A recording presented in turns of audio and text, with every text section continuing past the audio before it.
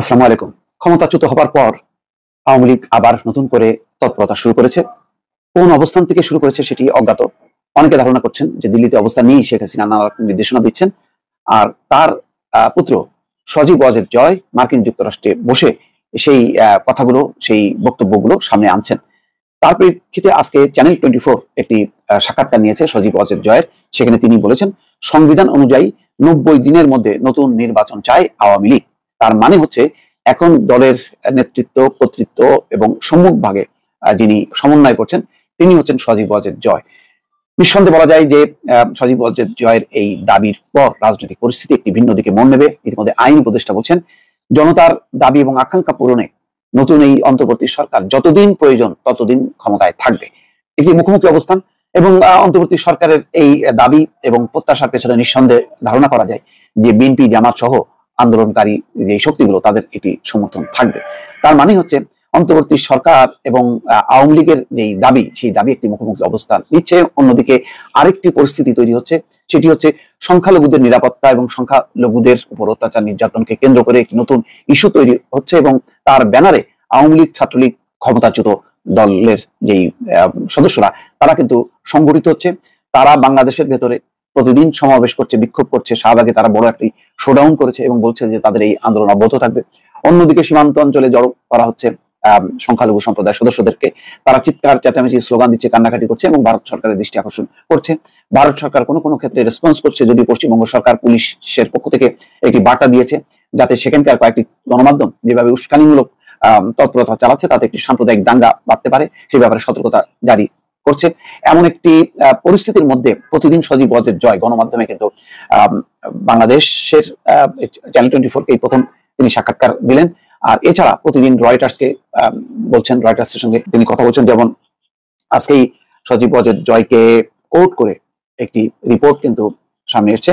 তিনি বলছেন যে শেখ হাসিনা ভারতে যাওয়ার আগে পদত্যাগ করেননি। রয়টার্স রিপোর্ট করছেন নয়াদিল্লি থেকে। তার মানে হচ্ছে শেখ হাসিনা পদত্যাগ করেননি, মানে হচ্ছে তিনি এখনো যেন বৈধ প্রধানমন্ত্রী এই সরকারের। তার মানে কি এমন একটি চেষ্টা চলছে একটি প্রবাসী সরকার গঠনের? তেমন কিন্তু ইঙ্গিত দেওয়া হয়, যেহেতু সজীব ওয়াজেদ জয় বলছেন পদত্যাগ করেছেন। আর যখন নতুন সরকার গঠন হয় তখন কিন্তু বলা হয়েছে বাংলাদেশে যে তিনি পদত্যাগ করেছেন।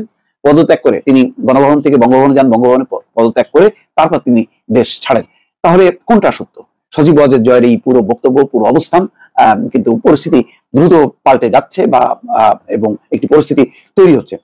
তিনি বলছেন ওয়াশিংটন থেকে রয়টার্সকে সজীব ওয়াজেদ জয় বলেন, আমার মা আনুষ্ঠানিকভাবে কখনোই পদত্যাগ করেননি। শেখ হাসিনা দেশ ছেড়ে ভারতে যাওয়ার আগে প্রধানমন্ত্রী পদ থেকে পদত্যাগ করেননি।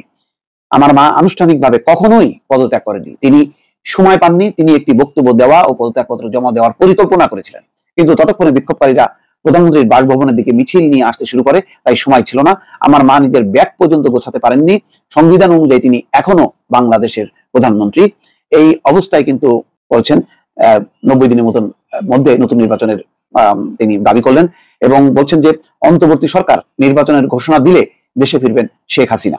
জয় আরো বলেন, কিন্তু রাষ্ট্রপতি, সশস্ত্র বাহিনীর প্রধান ও বিরোধী দলীয় রাজনীতিবিদদের সঙ্গে আলোচনা করে সংসদ ভেঙে দিয়েছেন। প্রধানমন্ত্রীর আনুষ্ঠানিক পদত্যাগ ছাড়া অন্তর্বর্তী সরকারের গঠন আদালতে চ্যালেঞ্জের মুখে পড়তে পারে। প্রধানমন্ত্রীর আনুষ্ঠানিক পদত্যাগ ছাড়া অন্তর্বর্তী সরকারের গঠন আদালতে চ্যালেঞ্জের মুখে পড়তে পারে। তার মানে কি সেই লক্ষ্যেই আজকে ফুল কোর্ট আহ্বান করেছিলেন প্রধান বিচারপতি?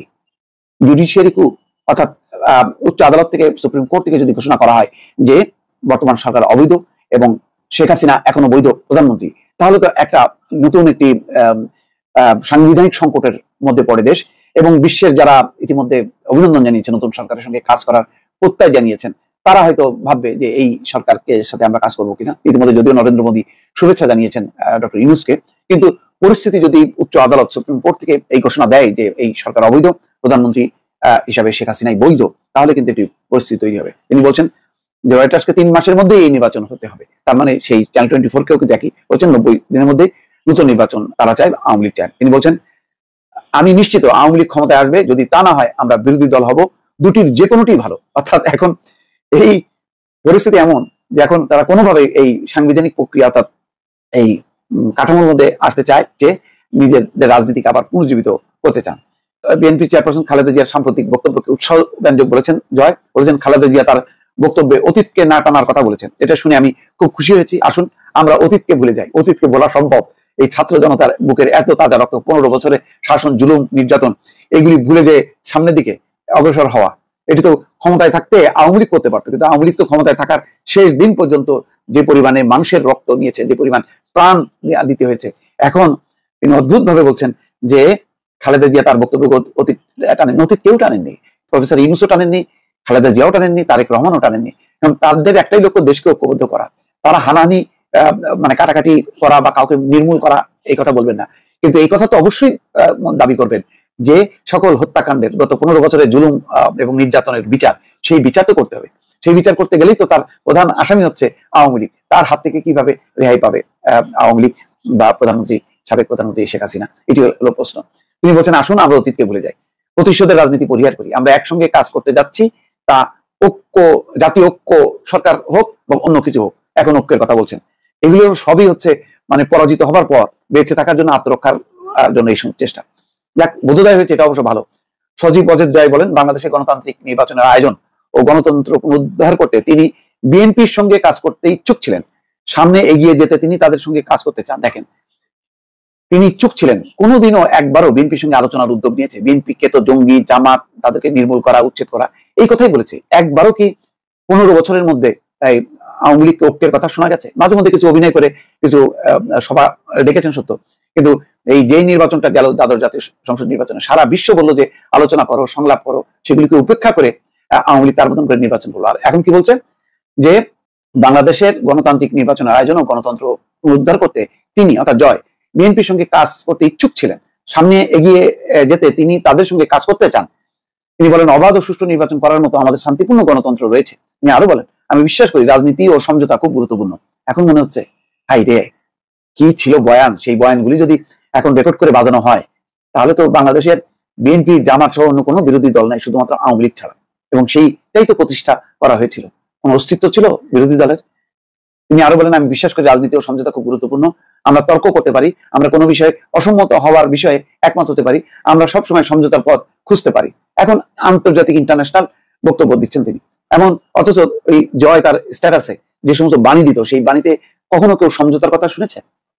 বিএনপি, জামাতকে স্বাধীনতা বিরোধী শক্তি বলা ছাড়া, রাজাকার বলা ছাড়া আর কিছু বক্তব্য কখনো কি ছিল? দর্শক, একটু খেয়াল করে দেখেন, আজকে দেখেন তার কণ্ঠে কি উচ্চারিত হচ্ছে।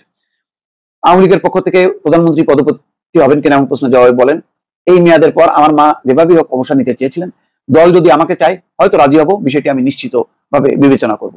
তার মানে এক ধরনের প্রধানমন্ত্রীর পদপ্রার্থী হওয়ার জন্য জয় তার আকাঙ্ক্ষার কথাটা কিন্তু সামনে নিয়ে আসলেন।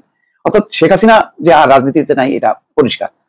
কিন্তু তারপরেও তো একটা পরিস্থিতি তৈরি করার জন্য চেষ্টা করছে, এটা বলাই যায়। আন্দোলনরত শিক্ষার্থীদের দাবি অনুযায়ী শেখ হাসিনা বিচারের মুখোমুখি হতে রাজি ছিলেন। আটক করার হুমকি আমার মাকে কখনো বিচলিত করেনি। আমার মা কোনো ভুল করেননি। তার সরকারের কর্মকর্তাদের অবৈধ কাজের অর্থ এই নয় যে এসব করতে আমার মা নির্দেশ দিয়েছিলেন, এই অর্থ এই নয় যে এসবের জন্য আমার মা দায়ী। দেখেন, দুইটা কথা। এখন বলছে যে আমার মা বিচারের মুখোমুখি হতে রাজি ছিলেন, আটক করার হুমকিতে বিচলিত হননি, আমার মা কোনো ভুল করেনি। বলছেন যে এখন কর্মকর্তাদের উপর চাপা দিচ্ছে, অর্থাৎ এই যে রক্তপাত হয়েছে, সেই রক্তপাতের নির্দেশ তার মা শেখ হাসিনা দেননি, কর্মকর্তারা করেছেন। তার দায় কেন নেবে? চোখ পল্টি দিল। এটাই হয়। বিক্ষোভ চলার সময় মানুষকে গুলি করার নির্দেশ দেওয়ার জন্য সরকারের মধ্যে কে দায়ী? তা অবশ্য বলেননি জয়। তিনি বলেন, সরকার অনেক বড় কার্যক্রম, যারা দায়ী তাদের অবশ্য বিচারের আওতায় আনতে হবে। বিক্ষোভকারীদের বিরুদ্ধে সহিংসতা করতে আমার মা একেবারেই কাউকে কোনো নির্দেশ দেননি। পুলিশ সহিংসতা বন্ধ করতে চেয়েছিল, কিন্তু কিছু পুলিশ কর্মকর্তা অতিরিক্ত বল প্রয়োগ করেছিলেন। কিছুটা স্বীকৃতি দিলেন যে কিছু পুলিশ কর্মকর্তা অতিরিক্ত বল করেছেন, কিন্তু তিনি নির্দেশ দেননি।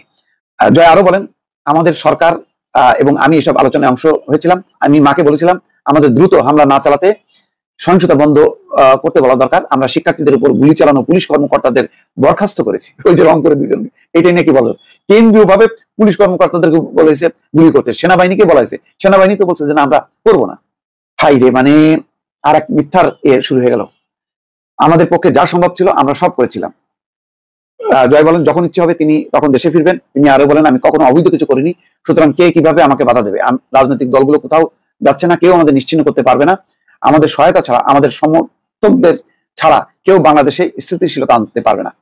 মানে এক ধরনের মানে হুমকি দিচ্ছে, হ্যাঁ, পুরো দেশকে, যে আওয়ামী লীগ ছাড়া চলবে না, এমন